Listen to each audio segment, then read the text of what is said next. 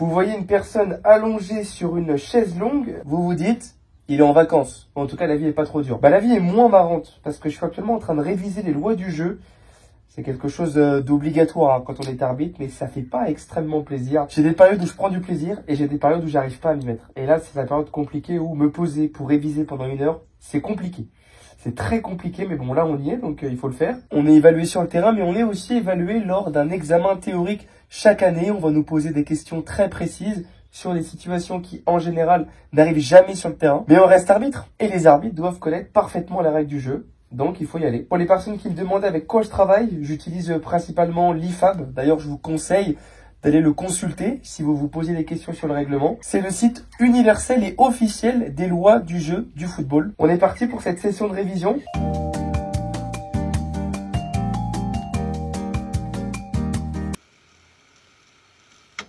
Je viens de finir la séance, je suis naze, c'était hyper dur, je suis malade là, du coup j'ai eu le bilan du médecin. En fait, j'ai eu le Covid il y a 3 semaines et je tousse énormément et ça je peux le garder peut-être encore 1 semaine, comme 6 mois, et vraiment ça réduit vraiment les performances sportives et ça me fait chier. C'était un entraînement très compliqué. Là vraiment j'étais pisse dans le noir, il n'y a même pas de lumière, il fait froid. C'était moi contre moi, quoi. Vraiment c'était dur, donc voilà, faut s'accrocher, hein. Il y a des moments c'est compliqué, faut, comme je l'ai dit, hein, je suis pas plus doué qu'un autre, juste j'essaye de travailler encore plus, d'être acharné, de rien lâcher. J'ai donné le maximum que j'avais pas beaucoup de capacité aujourd'hui, mais j'ai fait le max et ça commence à faire déjà 10 jours là, 10 jours que je suis pas très bien. Les entraînements ils tenaient, là ça commence à redescendre. Demain il y aura pas d'entraînement, j'irai à la salle. Prochain entraînement c'est jeudi, il y aura que 2 entraînements cette semaine, il y aura pas d'athlétisme, pas de sprint prévu cette semaine-là.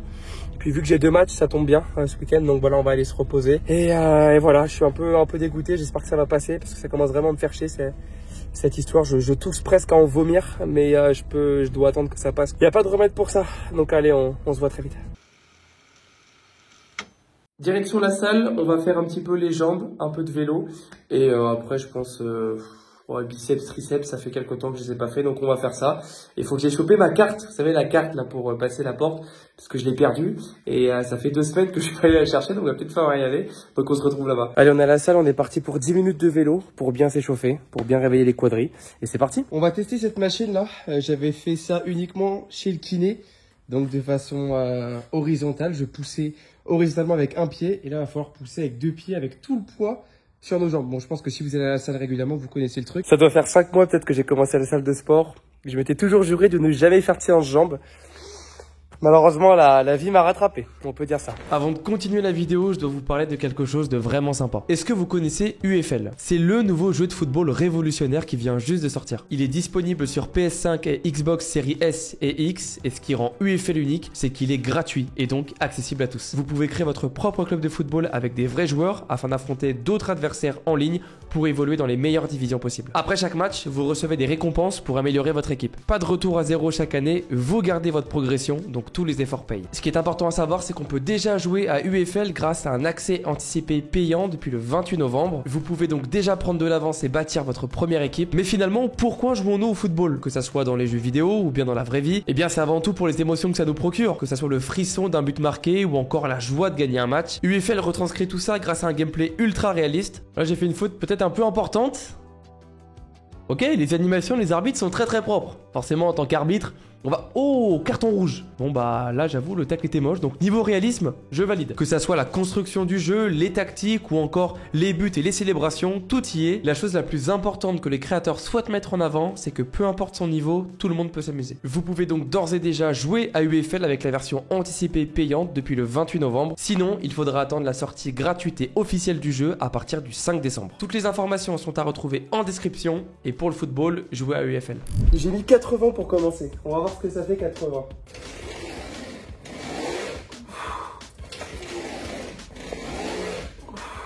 Bon, peut-être que parfois j'ai des demi-répétitions. Après voilà, je cherche pas à être un bodybuilder, je cherche pas à être surmusclé. Je cherche juste à me renforcer pour pouvoir assumer toutes les séances de fond, d'athlé que je fais. On va leur tenter à 70, je pense que ça sera mieux. Ça me permettra de faire des meilleurs mouvements.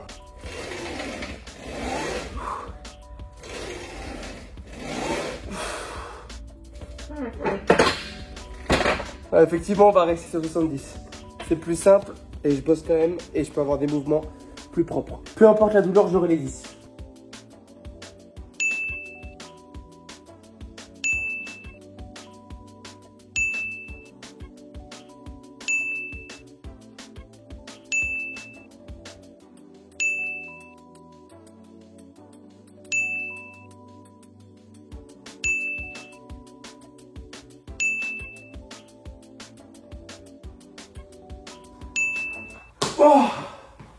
Oh, dites-moi si vous me le comptez. C'était pas très propre à la fin, mais normalement c'est bon. Je viens tout juste de rentrer, j'ai pu faire les biceps et les triceps. Voilà, c'était une belle séance. Petit à petit, je me mets à bosser les jambes et à bosser plein de choses pour développer le fait d'être plus souple, tout ça. Voilà, j'ai encore plein de choses à apprendre sur mon corps et je trouve que c'est passionnant. Demain, ça sera séance 15-15. J'avais fait 20 minutes la semaine dernière. Normalement, je dois en faire 34. Ça va être dur de faire 34. Déjà, si je refais 20, vu mon état actuel, ça sera pas mal. Donc voilà, on va aller manger, on va aller se reposer et on se retrouve demain. Je viens de terminer ma sieste. J'ai absolument zéro envie d'aller m'entraîner. Là, vraiment, c'est dur. Mais il y a des jours comme ça, c'est comme ça. Voilà, il faut y aller. Il y a une phrase qui m'anime, c'est « La réussite se cache dans le travail que nous évitons ». Voilà. Alors, c'est pas une phrase que j'ai trouvée sur TikTok. Il suffit pas de prendre des douches froides pour réussir dans la vie. Vous inquiétez pas. Je suis pas en train de vous vendre une formation en ligne. Mais j'ai cette phrase qui est en train de résonner dans ma tête. On est parti. Je viens de prendre un quart d'heure à me mettre du tape et à me raser les poils de mes jambes, ce qui m'est jamais arrivé. Donc ça, c'est pour le syndrome fémopatellaire. Je vous mettrai le nom précis. Vous savez, j'ai encore un petit peu mal au genou. Ça va de mieux en mieux. Je fais de plus en plus de renforcement. Donc voilà, écoutez, on verra bien ce que ça donne. Voilà, ça fait comme un bronzage agricole, vu que j'ai rasé juste la partie des pansements parce que j'ai la flemme d'enlever, d'arracher tous les poils. Allez, c'est parti. Tout est prêt. J'ai pris le casque aujourd'hui. Je me voyais pas courir sans musique. Sinon, je risque d'être un petit peu désagréable. On se retrouve après l'entraînement et j'espère que ça va le faire. Voilà, 34 minutes, 6 km. Objectif au moins 25. On avait arrêté à 20 la semaine dernière. Mais si j'ai fait 25, je peux faire 30. Et si je peux faire 30, je peux faire 34. C'est ce qu'il faut se dire. Je viens de terminer. Extraordinaire. Franchement, je suis trop content. J'ai fait 6 km en 29 minutes 17. Ça veut dire que j'ai mis presque 5 minutes de moins. En général, j'étais en 5 minutes 40 au kilomètre, 5 minutes 30. Et là, j'étais à 4,52, 6 km. Franchement, je suis vraiment content. J'avais tellement pas envie d'y aller. Mais ça me fait tellement du bien de courir et j'ai l'impression d'aller au bout de moi-même. Et c'est ce qui m'anime à l'heure d'aujourd'hui, c'est de me challenger. C'est de me donner à fond pour une cause qui est l'arbitrage et qui est la plus grande passion de ma vie. Et j'ai découvert ça il y a seulement 2 ans et demi. Et voilà, et je pense que j'ai trouvé ma voie. Et c'est ce que j'essaie de vous retranscrire à travers les vidéos. J'aime pas trop qu'on m'appelle influenceur parce que pour moi, un influenceur, c'est quelqu'un qui vous influence à acheter des choses ou bien qui partage toute sa vie, tout et n'importe quoi. Moi, ce que je vous partage, c'est l'arbitrage et le sport, pas ma vie privée. Et donc voilà, parce que parfois les gens comprennent pas que on peut être arbitre et faire des vidéos. Les gens pensent que je veux que la lumière, alors que loin de là, franchement, moi j'ai ajouté ces formats de vous partager mes entraînements parce que je vous partage aussi mes difficultés. Je suis comme tout le monde, j'ai pas envie d'aller m'entraîner, j'ai la flemme. Et dans ces moments-là, je pose le pour et le contre. Qu'est-ce qui est le plus lourd entre la fierté de l'après-entraînement, d'avoir fait tout ça, et le fait de pas y être allé et de culpabiliser. Ah, ça c'est trop lourd, j'arrive pas à le gérer, donc je préfère y aller même si j'ai pas envie. Bon, c'était un peu la galère parce que c'est une piste de campagne, donc il y a pas la lumière le soir, c'est tout noir, il y a quelques petites lumières qui permettent de pas trop marcher dans les trous. Je viens de voir qu'on est le jeudi 31, c'est Halloween ce soir. La plupart des gens font des soirées, vont en boîte de nuit. Moi je fais du 15-15, je rentre chez moi et je me couche à 22 h. Bon, c'est une vie particulière, mais il faut voir à l'avenir. Ça paiera dans quelques temps, faut passer par là. Bon allez, sur ce, on se retrouve demain. Demain, ça sera un peu de salle et du repos. Et puis après, gros week-end avec 2 matchs. Jour de match aujourd'hui, je me trouve à Saint-Julien. C'est la première fois que je vais arbitrer la Coupe de la Nouvelle-Aquitaine. Ce soir, ça sera le 3e tour. La semaine a été plutôt bonne au niveau des entraînements. Sur la partie plutôt analyse vidéo et technique d'arbitrage, ce que j'ai vraiment retravaillé, c'est les avantages. Souvent, je manquais de cohérence ou je prenais pas forcément la bonne décision au bon moment. Donc, c'est vraiment quelque chose que j'ai mis en place cette semaine et que je vais devoir mettre en place aussi ce soir pour s'améliorer. Sur la partie physique, j'ai fait seulement 2 séances de cardio, il n'y a pas eu de sprint. Ça m'a permis de me reposer, de renforcer les quadris et les ischios. Donc voilà, tout est prêt pour ce soir. C'était plutôt une bonne semaine. Donc on se retrouve après le match pour la conclusion.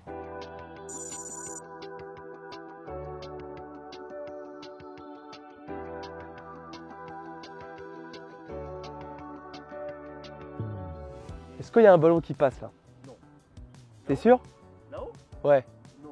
Ah ouais? Si. peuvent prendre là, puis Ah ouais, ouais. l'amener là-bas. Bon, ils peuvent même une petite ficelle, mais... Ouais, ouais. C'est bon là, tout est bon là, ouais. Bah comme d'hab, votre partie ici c'est à vous. Vous partez en premier, l'autre partie je pars en premier.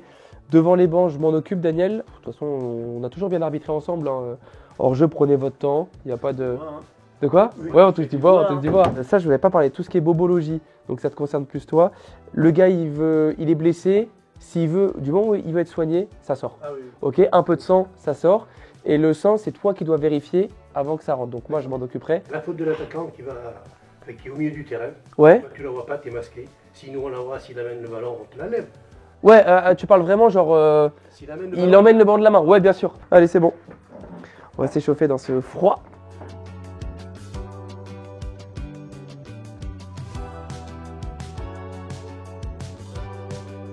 Ben, c'est assez difficile en fait parce que on a changé beaucoup de choses, on a donné priorité aux jeunes du club et c'est beaucoup de jeunes qui n'avaient pas l'expérience du niveau, donc c'est pour ça que c'est un peu difficile, mais c'est de la jeunesse montmorillonnaise, de la formation.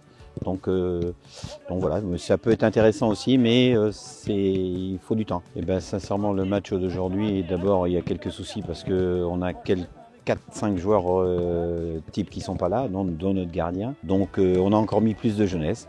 Donc c'est à eux de prouver qu'ils peuvent remplacer les autres quand ils sont là, quoi. Début de championnat correct, avec un groupe jeune, avec un groupe qui a besoin de progresser, de gagner en confiance. Donc c'est intéressant. Comment on sent le match? Ça c'est la grande question. Tout le monde aimerait avoir la réponse avant de jouer le match. J'ai pas la réponse. Comment on le sent? On a bien travaillé cette semaine. Ce match-là, c'est pas une fin en soi pour nous. C'est un match pour continuer aussi à travailler, continuer d'œuvrer dans le cadre de notre dynamique collective. Et puis, c'est un bon test pour mes joueurs, donc c'est un très beau match à jouer. Bonjour à tous, retour aujourd'hui de la Coupe de Nouvelle-Aquitaine avec au programme un match entre l'AS Saint-Junien et l'US Montmorillon. Deux équipes évoluant à un échelon différent. L'équipe à domicile en rouge est première de sa poule de départementale 1. Celle à l'extérieur peine à trouver une dynamique en régional 2. Malgré l'écart, tout est possible et seules les 90 minutes nous diront l'issue de cette rencontre. Monsieur Herry a le sifflet à la bouche, c'est parti entre les deux équipes. Montmorillon qui a pour l'instant le ballon, Lucas Blanchard qui est trouvé sur le côté droit et qui trouve Paul Marcelier qui là est accroché et qui va obtenir la première faute de la rencontre. On sent dans l'intensité que c'est beaucoup plus calme du côté de Saint-Junien. On prend le temps de se trouver et attention parce que là il y a une grosse erreur de Michael Blo et c'est Papa Mahfouz Goudiaby qui va en profiter pour venir inscrire le premier but de la rencontre dès la 9e minute de jeu. Il en fallait pas plus au numéro 10, cette erreur du latéral et il se défait facilement ensuite du gardien. Et c'est Montmorillon qui met les gaz dès le début de cette rencontre. 1-0 pour les Blancs. Ça va être intéressant de voir comment les joueurs de Saint-Junien vont pouvoir réagir après ce but encaissé prématurément. Michael Beau qui là adresse un long ballon dans la profondeur. Et attention parce que Simon Hanoman il a de la vitesse. Le contrôle est bon. Oh il était bien rentré dans la surface et il est surtout accroché par Leninakis, pas de pénalty selon Monsieur Herry, on l'a vu faire ce grand geste avec ses bras, le jeu qui continue et finalement Monsieur Herry qui va revenir à une position de hors-jeu, mais nous on va surtout en profiter pour revoir cette image avec le très bon appel du numéro 7 dans la profondeur et là si vous voulez mon avis, le penalty semble discutable sur cet accrochage. Grosse situation de penalty dès la 10e minute. Alors déjà, qu'on soit à la 10e minute ou bien à la 5e seconde, ça ne change absolument rien. S'il y a penalty, il faut siffler penalty. Évidemment, pour prendre une bonne décision, il faut avoir un bon champ de vision, donc il faut être bien placé. C'est une action qui part assez vite avec le défenseur qui va dégager le ballon. Peut-être que j'anticipe mal. Je sens que le numéro 7 va partir au but. Je commence à contourner l'action par la gauche pour m'ouvrir le champ de vision. Mais je pense que je ne suis pas allé assez vite car au moment du contact, on a l'impression que je me trouve en fait derrière le défenseur. Donc évidemment, si je me trouve derrière le défenseur, c'est pratiquement impossible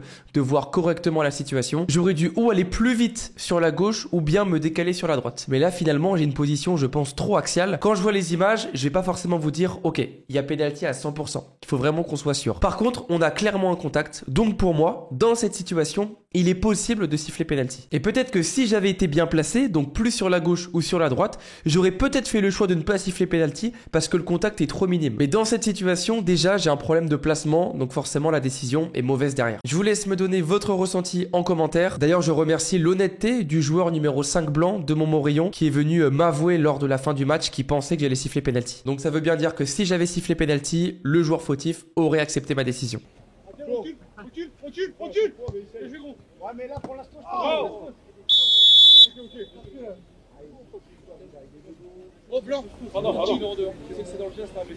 C'est important de calmer le jeu pour Montmorillon, de prendre le temps puisque la route vers les 90 minutes est encore longue. Attention à Lucas Blanchard qui est pressé et qui arrive à bien se défaire du pressing. Michael Beau sera le premier sur le ballon par contre et il sera accroché par Adrien Russo et il va obtenir un bon coup franc pour son équipe.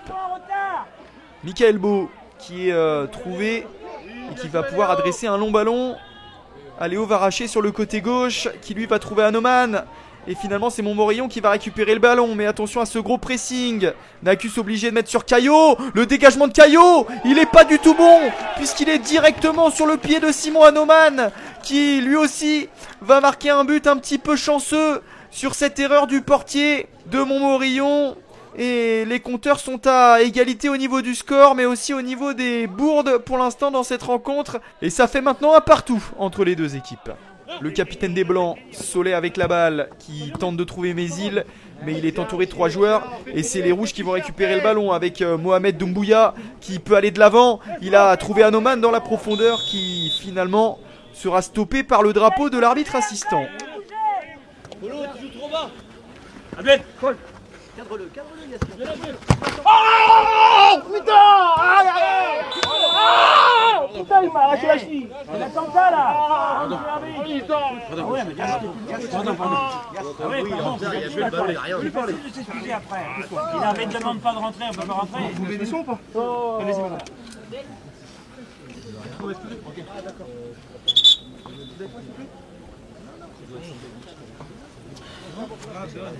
C'est ça,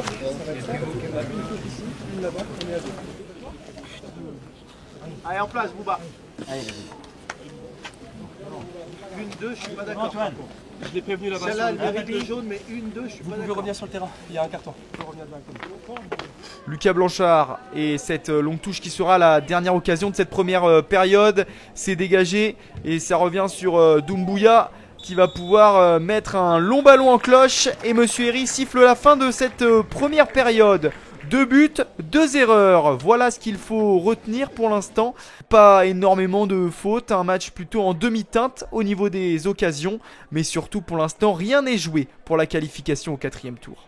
On revient peu à peu sur la pelouse avec l'entrée d'Antoine Bernard, le numéro 13 qui va remplacer Paul Marcelier. Ça y est, c'est parti pour cette seconde période. Tout reste à faire pour la qualification. Arthur Solé qui va pouvoir aller chercher de l'avant pour trouver Antoine Bernard, l'entrant en jeu. Mais c'est bien lu et c'est dégagé par 2 têtes rouges. Et c'est Anoman maintenant qui peut aller de l'avant. Et lui, attention parce qu'il est technique. Et le petit pont était là, mais il perdait dans tous les cas le ballon derrière. Voilà certainement pourquoi Monsieur Herry n'a pas sifflé. Mais les Rouges gardent le ballon. Doumbouya qui peut peut-être décaler sur le côté gauche. Et finalement, Lucas Blanchard avait bien lu la trajectoire. Ce ballon qui traîne un petit peu dans la surface blanche. Et on a du mal à se dégager. Antoine Bernard qui d'ailleurs le perd. Et c'est Taillefer qui récupère le ballon. Les passements de jambes sont bons, le centre à venir. Et finalement, c'est Lénine Nacus qui va pouvoir dégager. Mais il y a le feu un petit peu dans cette défense de Montmorillon. Attention, le nouveau centre à venir. Il y a du monde et il y a cette belle tête de Doumbouya. Mais il y a surtout cette superbe claquette de Caillot qui se rattrape suite à son erreur de tout à l'heure. On a fait rentrer un peu d'expérience du côté de Montmorillon puisqu'on a du mal depuis le retour des vestiaires. Et notamment techniquement, même si là c'est plutôt bien sorti avec Goudiaby qui peut faire parler sa vitesse et sa technique puisqu'il en a à revendre. Et là il y aura une faute, il me semble, de Nicolas Timkiv qui est sifflé par Monsieur Herry. Mais il qui est venu chercher ce ballon très très bas. Et il tentait de trouver Goudiaby mais c'est bien intercepté par Taillefer puisqu'il y a de la taille des deux côtés. Et attention parce que c'est un petit peu brouillon, on a du mal à poser le ballon.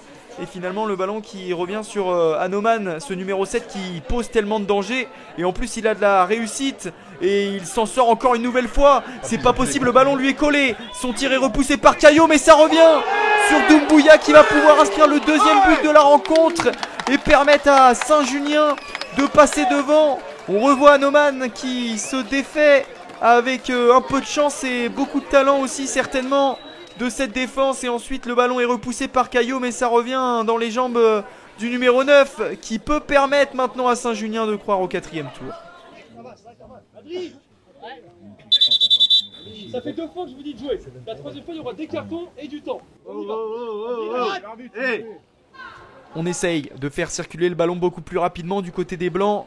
Mais ce n'est pas chose facile puisque le terrain glisse et puisque le bloc de Saint-Junien est en place, à l'image de Pierre Bonin qui se bat pour repousser ce ballon, même si là c'est récupéré par Solet.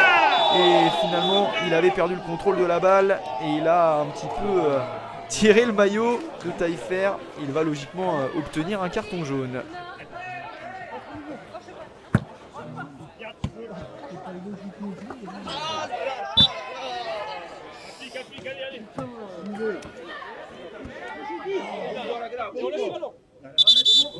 On va se replacer, on n'a pas besoin du ballon, c'est pas votre job, merci. La touche à venir pour les Blancs. Wachia qui trouve Breja qui lui remet. Et pour l'instant, il s'en sort bien, le numéro 3. Le centre de Quentin Breja, directement à destination de Goudiaby, qui a du mal à se retourner puisqu'il est face à 6 joueurs. Et ça peut maintenant aller très vite avec Anoman qui est trouvé. Et il est face à Arthur Solet. Il va certainement être beaucoup plus rapide que le numéro 4 et que tous les autres. Et Anoman qui peut se présenter, tirer et inscrire le 3e but de cette rencontre. Qui peut arrêter la fureur, Anoman, la fureur de Saint-Junio sur cette action? Qu'est-ce qu'il s'est bien défait d'abord d'Arthur Solet avec cette vitesse dont on le sait, hein, il est certainement beaucoup plus rapide que tous les autres. Et il vient d'ailleurs certainement de clore la rencontre sur ce but.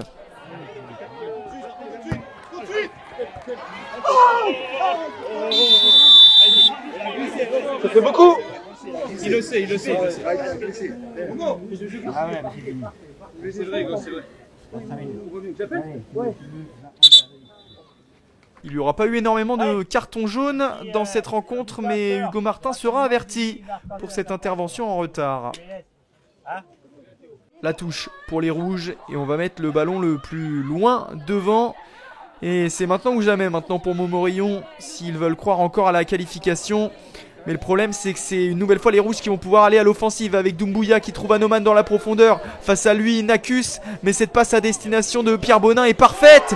Et Pierre Bonin qui va pouvoir céder du poteau droit pour inscrire le 4e but de la rencontre. Saint-Junien qui va rendre une copie presque parfaite ce soir. Hormis la petite erreur de Beau en début de rencontre. Ça fait maintenant 4-1 et on peut officiellement dire que Saint-Junien est au 4e tour de la Coupe de Nouvelle-Aquitaine. Goudiaby en possession du dernier ballon de cette rencontre puisque Monsieur Herry va pouvoir siffler la fin de ce match. C'est la petite bête qui a mangé la grosse, même si la différence n'était pas si grande que ça. Saint-Junien va au 4e tour de cette Coupe de Nouvelle-Aquitaine et il confirme pour l'instant leur très bon début de saison. Désormais éliminé, Montmorillon va pouvoir se concentrer sur le maintien en Régional 2 qui est pour l'instant loin d'être acquis. J'ai pas forcément d'avis à chaud comme ça sur le match, j'ai besoin de revoir les images. J'avais 2 situations qui me viennent en tête. La première sur le numéro 7, le penalty. Je suis plutôt bien placé. Peut-être que je peux être placé encore plus à gauche, mais je pense avoir été bien placé. Je vois pas quelque chose qui justifie un penalty. À la toute fin du match, le numéro 5 de l'équipe de Montmorillon m'a dit qu'il pensait avoir commis une faute et il pensait que j'allais siffler. Donc à revoir aussi un moment sur le côté droit, le numéro 7 qui met un petit pont et je siffle pas. J'ai voulu aussi laisser jouer parce qu'il y avait beaucoup de contacts, beaucoup de moments d'arrêt. Ce que j'ai travaillé aujourd'hui, c'était tout ce qui est la partie avantage. J'ai pas matérialisé un avantage, j'ai laissé des avantages sans mettre le bras. Je suis revenu à des fautes aussi. Bon, mon souci c'était plus quand je matérialisais un avantage avec le geste, je revenais pas à la faute par manque de cohérence. Là, j'en ai pas eu ce soir. Ce que j'ai vraiment travaillé, c'était plus sur les diagonales, le fait d'anticiper, le fait de prendre de l'avance, surtout sur les contre-attaques. Et je crois que c'est les deux buts de Saint-Junien où je finis bien dans la surface. Sinon, voilà, je vais voir les images. J'ai pas l'impression qu'il s'est passé grand-chose. Il y a une équipe qui a gagné 4-1. Je pense pas qu'on a fait parler de nous ce soir, donc c'est le plus important. Donc voilà, on va se remettre au travail et on se retrouve très bientôt. À la prochaine.